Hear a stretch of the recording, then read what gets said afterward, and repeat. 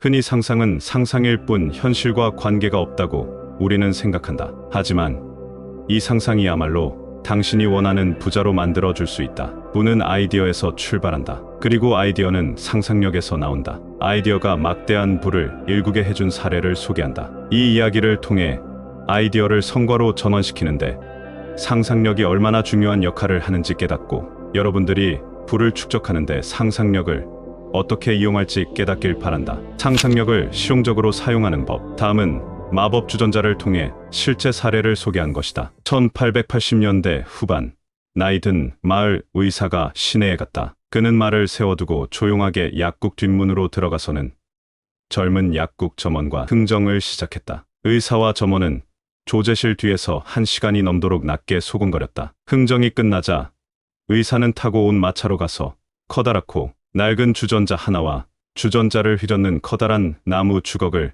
가지고 돌아와 약국 뒤에 내려놓았다. 점원은 주전자를 꼼꼼하게 살펴보고는 안주머니에 손을 넣어 지폐 한 뭉치를 꺼내 의사에게 건넸다. 정확히 500달러였다. 점원이 가진 전 재산이었다. 의사는 작은 종이 한 장을 건넸다. 거기에는 비밀의 공식이 적혀 있었다. 그 작은 종이 조각에 적힌 공식은 나라 하나만큼의 가치가 있었다. 하지만 의사는 그 사실을 몰랐다. 그 마법의 문장은 주전자에서 무언가를 끓이는데 필요한 내용이었다. 그리고 의사도 점원도 그 주전자에서 막대한 부가 흘러나오리라고는 생각하지 못했다. 의사는 주전자를 500달러나 받고 팔게 되어 무척이나 기뻐했다. 점원은 평생 모은 재산으로 작은 종이 쪽지와 낡은 주전자를 사는 기회를 잡았다. 하지만 자신의 투자가 언젠가 알라딘의 램프 이상의 기적을 발휘하리라고는, 그 주전자에서 황금이 넘쳐오르리라고는 꿈에도 생각지 못했다. 점원이 산 것은 아이디어였다. 낡은 주전자와 나무 주걱, 그리고 종이 쪽지에 적힌 비밀스러운 제조법은 개별적인 사건이다. 주전자의 마법은 새 주인이 거기에 비밀스러운 요소를 섞었을 때 일어났다. 젊은 점원이 주전자가 황금으로 넘쳐오르게 만든 비밀스러운 요소가 무엇인지 알겠는가? 이 이야기는 소설보다 소설 같은 실화다. 아이디어라는 형태에서 시작된 실화. 이 주전자의 내용물은 지금까지 막대한 부를 거두고 있다. 이 낡은 주전자는 오늘날 세계에서 가장 큰 설탕 구매자로서 사탕수수 농장과 설탕을 정제하고 판매하는 시장을 키웠으며 수천 명의 사람들에게 일자리를 제공하고 있다. 이 아이디어는 손댄 모든 사람들에게 끊임없이 황금을 창출해주고 전 세계 문명국들의 이익을 주었다. 이 주전자에서 나온 황금은 남부에서 가장 유명한 대학 한 곳을 설립하게 했으며 수천 명의 젊은이들이 그곳에서 성공 기술을 훈련받고 있다. 나는 그 주전자에서 나온 사랑 이야기 하나를 알고 있다. 점원이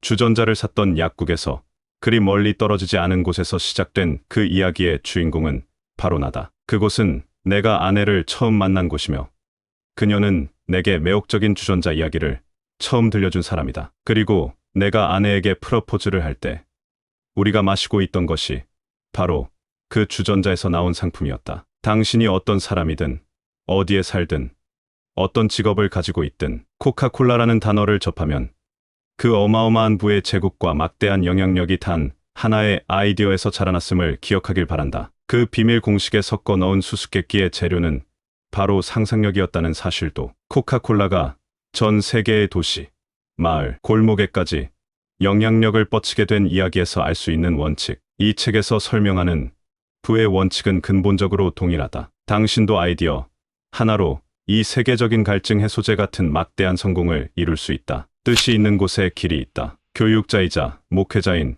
프랭크 건솔러스는 시카고의 한 목축장에서 목회 일을 시작했다. 대학 시절에 건솔러스는 교육 체계에 문제가 많다고 느꼈다. 그는 정통적인 교육 방식에 얽매이지 않고 자신의 생각을 실행할 수 있는 새로운 대학을 세우기로 마음먹었다. 하지만 그 큰돈을 대체 어떻게 구할 것인가? 젊은 목회자의 머릿속은 이 생각으로 가득했지만 답은 요원했다. 그는 집착이라 할 만큼 그 문제를 거듭 생각했다. 성공한 사람들이 대개 그러하듯 건솔러스 역시 목표를 명확히 세우는 것이 모든 일의 출발점임을 깨달았다. 목적이 분명해지고 그 목적을 물질로 바꾸어줄 불타는 열망이 뒷받침되면 생명력과 힘이 생겨난다는 사실도 말이다. 이렇게 위대한 진리를 알고 있긴 했지만 그 역시 아직 어디에서 어떻게 100만 달러를 손에 넣을 수 있을지는 몰랐다. 보통 사람이라면 이쯤에서 포기할 것이다. 어느 토요일 오후 방에 앉아서 계획을 실행할 돈을 모을 방법과 수단에 대해 생각하고 있었습니다. 2년 동안 그 생각을 했지만 생각하는 일 말고는 아무 일도 하지 않았죠. 이제 그 생각을 실행할 때였습니다. 갑자기 일주일 안에 100만 달러를 반드시 마련하리라고 결심했습니다. 어떻게 마련할지는 생각하지 않았어요. 중요한 건 정해진 시간 내에 돈을 마련하겠다는 결심이었어요. 제가 말하고 싶은 건 언제까지 돈을 마련하겠다고 확실하게 결심한 순간 확신이라는 기이한 감정이 찾아왔다는 거예요. 그 전에는 한 번도 느껴보지 못한 강렬한 감정이었죠. 제 안에서 뭔가가 어째서 그 전에 그렇게 오래도록 이런 결심을 못한 거지? 돈이 늘 너를 기다리고 있었는데 말이야 라는 속삭이는 것 같았지요. 그리고 급속도로 일이 진행되기 시작했습니다. 신문사에 전화를 걸어 내일 아침에 내게 100만 달러가 있다면 이라는 설교를 할 거라고 말했죠. 그러고 나서 당장 일어나 설교를 준비했는데 그 일은 힘든 부분이 조금도 없었어요. 2년 전부터 준비되어 있던 설교였기 때문이죠. 밤이 되기 전에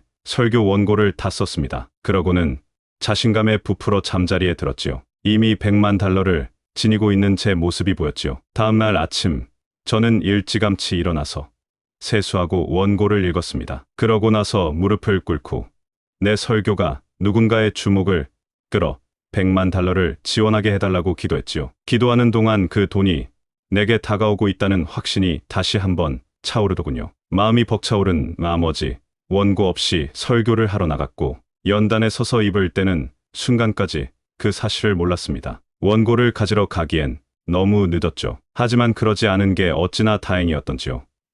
잠재의식이 제게 필요한 걸 주었습니다. 설교하러 올라가서 눈을 감고 몸과 마음을 다해 제 꿈을 이야기했습니다. 전 100만 달러가 제 손에 쥐어진다면 무엇을 할지 말했습니다. 위대한 학교를 세워서 청년들에게 실용적인 일을 가르치고 정신을 개발시키겠다고 제 계획을 말했습니다. 설교를 마치고 자리에 앉자 뒤쪽에서 세 번째 줄에 앉아 있던 신사가 천천히 자리에서 일어나서 연단 쪽으로 다가오더군요. 그분이 연단으로 걸어와 손을 내밀고는 이렇게 말했습니다. 목사님, 연설이 무척 좋았습니다. 목사님께서 말씀하신 일을 모두 이루실 수 있으리라고 믿습니다. 이런 제 믿음을 증명하고 싶군요. 내일 아침에 제 사무실로 오시면 제가 100만 달러를 드리겠습니다. 젊은 건솔러스는 다음 날 아머의 사무실로 가서 100만 달러를 기부받았다. 그 돈으로 그는 일리노이 공과대학의 전신인 아머 공과대학을 세웠다. 아머 공과대학을 세운 100만 달러는 아이디어 하나에서 나온 결과물이다. 하지만 그 아이디어의 뒤에는 건솔러스가 2년 동안 마음속에서 키운 열망이 자리하고 있다. 더 중요한 사실은 건솔러스가 확고한 결심을 한 후 36시간 안에 그 돈을 얻어냈다는 점이다. 결과를 만들어낼 확고한 계획과 함께 말이다. 젊은 건솔러스는 처음에 100만 달러가 필요해라고 막연하게 생각하고 힘없이 기대만 품었다. 이는 새로운 이야기도 독특한 이야기도 아니다. 대부분의 사람들이 그렇다. 하지만 그 기념할 만한 토요일 오전에 그가 한 결심, 막연하게 생각만 하던 일을 그만두고 한 주 안에 그 돈을 마련할 거야. 분명히 결심한 일은 차이를 만들어냈다. 건솔러스가 100만 달러를 얻어낸 원리는 지금도 유효하다. 우리도 활용할 수 있다. 그것은 젊은 목사가 사용했던 때나 지금이나 여전히 보편적이고 유효한 원칙이다. 앞에서 말한 이야기들은 나폴레온 힐의 생각하라 그리고 부자가 되어라에서 말한 직접적인 사례이다. 사례의 주인공 아서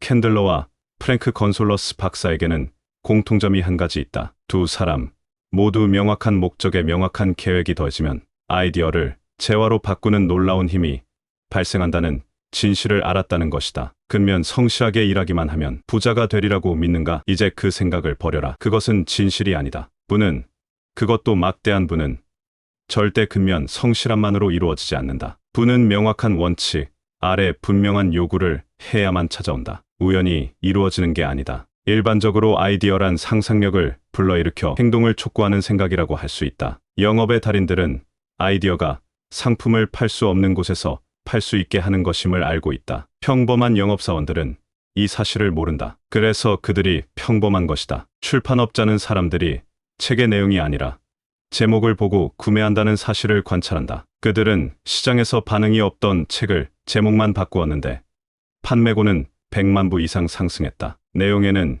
일절 손대지 않고 그저 베스트셀러라는 문구를 넣어서 새로 표지를 만들어 씌웠을 뿐이었다. 아주 간단하게 들리겠지만 이것이 바로 아이디어다. 상상력이라는 말이다.